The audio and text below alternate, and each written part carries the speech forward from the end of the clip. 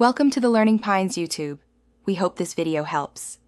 You begin by configuring your workspace so your eyes do less work.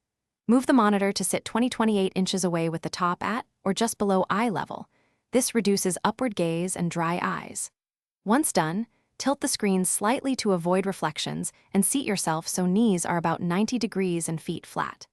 Make sure ambient light is softer than the screen to limit pupil strain, and use a matte filter or reposition lights to cut glare immediately. Now you fine-tune the display so your eyes adapt, not struggle. Lower or raise brightness until the screen feels neither a spotlight nor dim. Matching room light reduces constant pupil adjustment. Once comfortable, increase text size and contrast so you read without leaning forward. That prevents posture and strain issues. Activate a blue light filter in the evening.